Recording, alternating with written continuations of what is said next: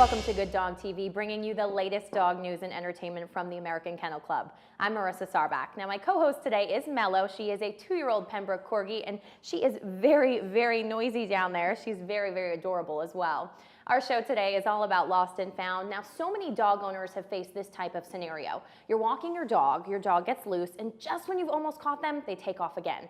And so it begins. But one dog trainer, Akc Santo, says she has a way to turn that game around to work in your favor. And with that, I'd like to welcome Akc to our show. Akc, thank you for joining us. Thank you for having me. So, Akc, so many people have dealt with this, you know, where your dog is running away, and it can be a very scary situation. And when they're on a busy road or somebody is near other pets or people, what can you do? Well, it's super scary. And one of the biggest things is, and it's so simple, just get your dog to let you hold their collar. And so many dogs equate you reaching for the collar with loss, like loss of freedom, loss of fun. And so I have a simple little game, and it's called the Gotcha Game. And it just teaches the dog that when I grab your collar, it's the best thing in the world.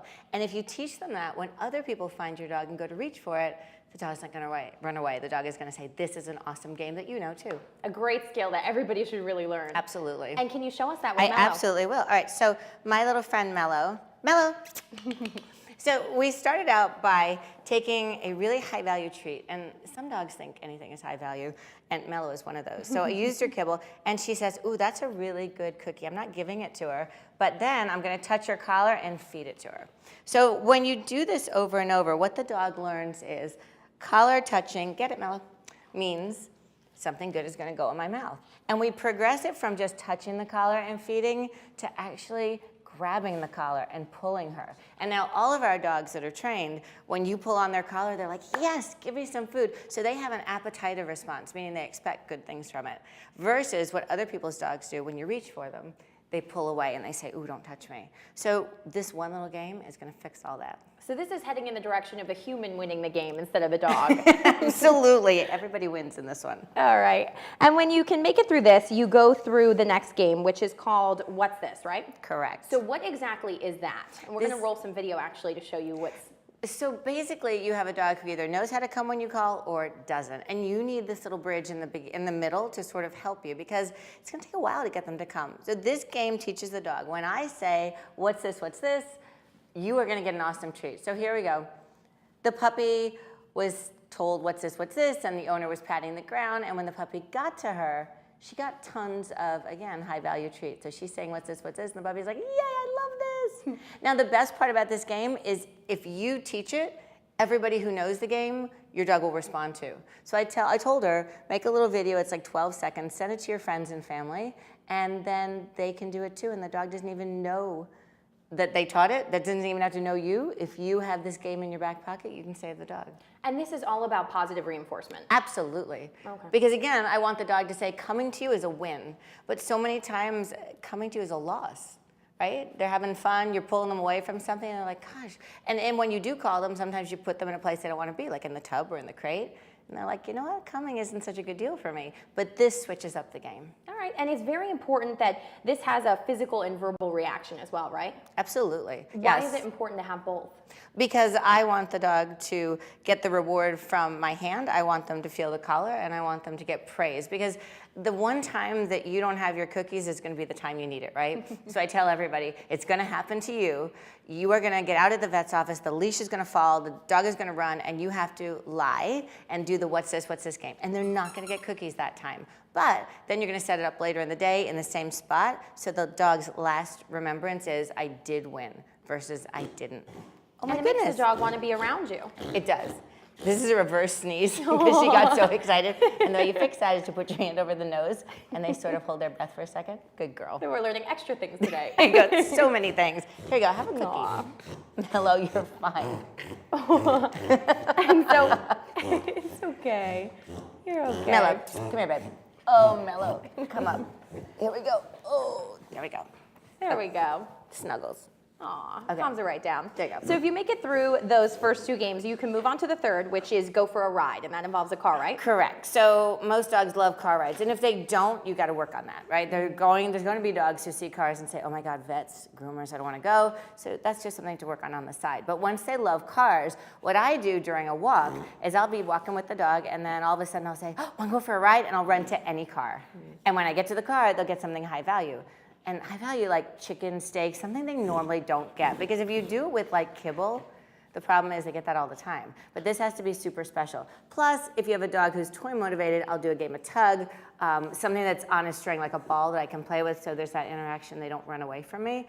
But then the dog says, "Oh my gosh, any car we can run to and we get paid out." So if they get loose on a walk, or they get loose out in the neighborhood and somebody sees them that want to go for a ride, really, really fixes it. And using a toy versus using a treat, that could just be depending on what dogs respond to, right? Absolutely. Like I start with treats when they're young because dogs really are motivated by food. But I prefer to switch over to toys because I think that relationship builds a little bit more, right? Because when I give her a cookie, my relationship ends when she chews, right? But when we're playing tug, then our relationship keeps going. So it's a much more fun game. Oh my goodness. Aww. And so you don't necessarily, Mellow. She's like, "I'm gonna go walk it off." Okay, so the last game that you have is called Chase Me, and that sounds like it would be a dog's favorite. Can you explain that? It is. Basically, I throw a cookie and send the dog off, and as they get that cookie, I say their name and then run off. And of course, what I threw isn't nearly as good as what I have because I want the dog to come to me to get the good stuff. So it could be a tug toy. Again, it could be 5 pieces of that same cookie, but the dog has to say that going to you is the win, and going to you does not mean something I don't want to have happen. Okay. Is there anything else that anybody would need to know before they try these tips? Make sure your dog knows their name. a lot of dogs don't, and a lot of people have poisoned the dog's name because they say Rover and something negative. So I just say the dog's name and give them a cookie, and that's foundational, whether it's a rescue or a new puppy. And then once the dog knows their name, all these games are super awesome. It sounds really fun. Thank you so much, Kathy. You're I so appreciate your welcome. time. And thank you, Mellow, right? Mello's okay. gonna just get better soon. Okay, thank you so much, Kathy. Well, Kathy will be back next month as part of our Live Ask the Expert series where you'll have a chance to ask her some more questions. Now, Kathy also writes for AKC's Family Dog magazine, and a feature story in the July-August edition will detail all of these tips that Kathy talked about today, so be sure to check that out. You can go to akc.org and search for Family Dog. And the Girl Scout motto is be prepared, but there's no preparing for the wonderful world of the AKC Patch Program. Let's see what the Girl Scouts found at the Houston Dog Show. At the dog show, you'll find curious, playful, lovable faces on the dogs and on the boys and girls of the AKC Patch Program. The AKC Patch Program invites youth to come to a dog show, and we offer them a fun, interactive program where they can learn about purebred dogs and the sport of purebred dogs and everything that goes into it. The kids will go on a scavenger hunt to find out all the secrets of the dog show. But first, a quick lesson in dog show etiquette. People think that dogs really like to be pet on their head, but if you met someone for the first time, would you do this? No. Okay, and dogs don't really For like that many of the either. kids, it's their first time meeting a dog, so learning how to approach one is important. Under his chin or on his chest. With that in mind, let the scavenger hunt begin. This is going to be fun. I can already tell. I'm the Girl Scout Troop Leader of Girl Scout Troop 158015. My Girl Scouts are learning about pet care, different dog breeds, and everything they need to know about dogs. There's plenty to learn with sights, sounds, and smells galore. Smell like dogs in here. It's a dog show after all. Now's your chance to meet the breeds up close and personal. Ask the professionals whatever you like. You might learn that the boxer comes from Germany, there are 24 colors of Pomeranian, and the hot dog was named after the dachshund. And with all the dogs to see, you might start wanting your own. Oh, I really do want a toy dog. Watch the more unusual events, musical freestyle, flyball, frisbee. Turns out dogs can do way more than play fetch. Oh, the dogs are jumping! And once you've seen all there is to see, come to the Patch Program booth and tell us everything. Some of the dogs were spinning and some were jumping like this. My favorite dog is the hound because it's really fluffy and big and it's almost my lane. For some of these kids, the patch program is the jumping off point into a lifelong passion. We had a child last year at the American Kennel Club National Championship who came for the patch program, and she stayed for 8 hours and watched junior showmanship. She watched the whole show, and she left with a pamphlet, and she wanted to sign up to be a junior when she turned 9. And those are the experiences that we're really aiming for. We can do stuff as a team because we went on this scavenger hunt. We learned to speak. We learned to ask questions. That's valuable in class and out of class for them. These kids lost themselves in the world of the AKC and found some unforgettable memories. Girl Scouts! And found some pretty sweet dance moves too. I think whoever said dog was man's best friend was incorrect. It seems that dogs are Girl Scouts' best friends. Well, our next guest is one of the toughest ladies I've ever had the pleasure of chatting with. In her everyday life, Annette Poitras is the owner of Annette's Doggy Daycare near Vancouver. But just last year, Annette had become lost in the wilderness for 3 days with a few of her dogs. She is joining us now. Tell us what happened that day. Well, it's your typical Monday, going out for a hike, and I happened to have not too many dogs that day. And so I went out for a good hike in the morning, and my husband happened to be home working that day. And I picked up another dog in the afternoon. I thought, well, I'm just going to go for a short walk. Well, weather was so-so, and I was really hiking pretty hard that morning. So I took off a layer of clothing, and off I went for a short afternoon hike. But as you can see, what happened was I was walking on some logs, and it was a bit marshy, and I wasn't wearing the proper footwear, and I happened to jump off another log to get onto the other one, and I fell and slammed my side pretty hard, and I was unconscious. Wow. So, And when you woke up, what was going through your mind? What was the first thing you thought? all I could think of is, where are the dogs? And all I saw when I was lying down was only 2 of them, and there was actually 3. And I was calling for Bubba, and then I tried to get up, but I was in a lot of pain. I don't know how long I was out for.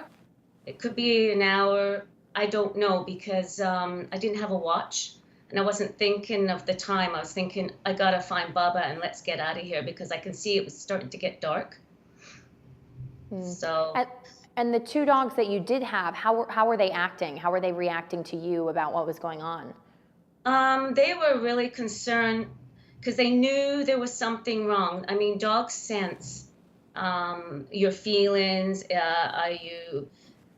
They're just smart. They just happen to know there's something wrong. I can tell because the way they were hovering over me. Aww. And they just stuck by me, the 2 of them. Mm-hmm. And what did you guys do for food and water, you and the dogs? Nothing.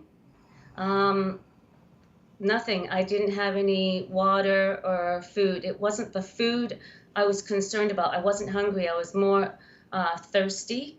But no, I didn't have any water or food for 3 days, and neither did the dogs. And who found you? The ground search and rescue found me. Was there any point that you felt like, before you were found, was there any point where you felt like you'd lost hope? Yes, I did. A lot of things went through my mind. What if this, what if that? And all I was really concerned was the dogs. I wanted them to get out of here safe. And I wasn't really thinking about myself. But that's all I kept thinking. I thought, well, if they don't find me today, they'll find me the next day, because I could hear the helicopters. And how did they find you? Roxy, the boxer, was barking and barking, and I thought, well, what is she barking at? And apparently the search and rescue blew a whistle 3 times, but I didn't hear the 3 sounds. I only heard the last whistle when I told Roxy, stop barking. And that's when I kind of yelled out, I'm over here. Wow. And yeah. And so you weren't expecting that, but the dogs actually, one of the dogs alerted you that there were people there looking for you. Yeah, they can sense it more. They can hear, they can smell better than humans. I mean, she obviously heard something and I didn't. When you haven't had any water, or you kind of go delirious. Like I was kind of hearing weird things, but they weren't there. Like it was weird. It was yeah. And with it being It was a nightmare. a nightmare. Well, thankfully that nightmare is over for you. Yeah. And it's been almost a year later. What's the feeling now, today, thinking back on that? Whoa, today, well, people still come up and recognize me and my husband. They look at me and they go, "Oh, I know you from somewhere." And then they come up and give me a big hug and they go, "You're the dog walker that went missing." And to see the smile and the delight that they're so happy to see I'm alive, everything's come positive out of this. People have learned from my experience by explaining what happened. I mean, it's so close to home.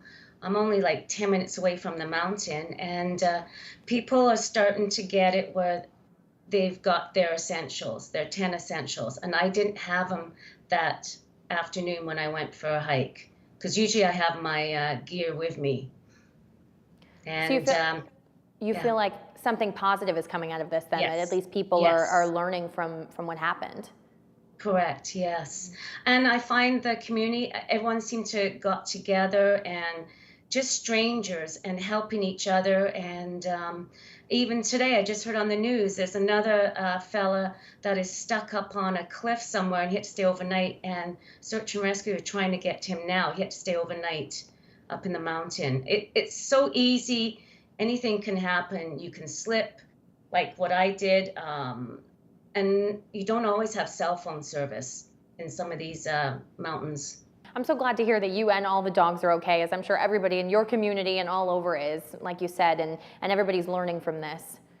Yes, yes. Everyone comes up and say, "Look what I've got. I'm not going out without my," because we've got a lot of mountains around us. And yeah, it can happen to anybody.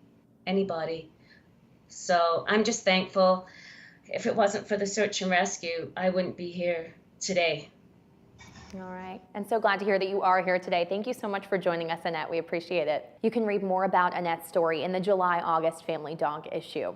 And October is National Domestic Violence Awareness Month, and the AKC Humane Fund provides financial assistance to domestic abuse shelters that accept pets or want to accept pets. Did you know 18 to 48% of victims don't leave their abuser out of fear for the welfare of their pet?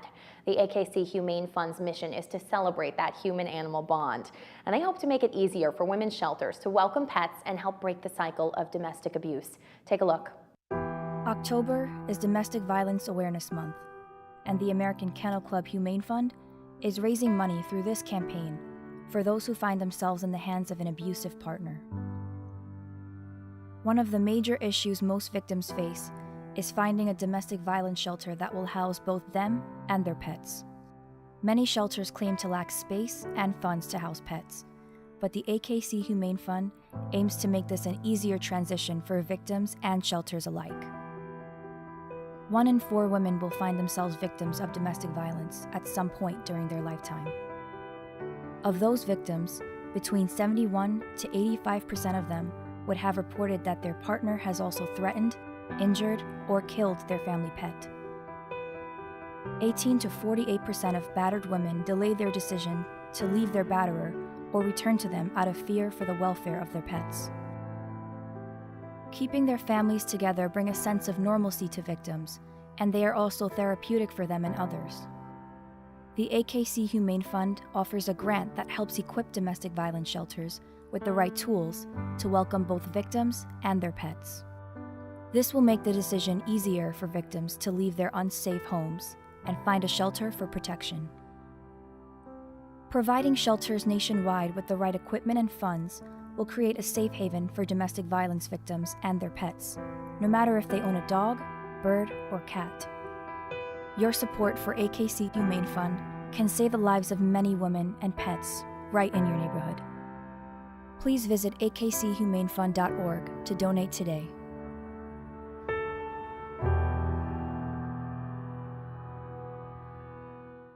It's time for Good Dog TV's Fun Fact. Did you know AKC Reunite, founded in 1995, is North America's largest not-for-profit 24/7, 365 pet ID and recovery service?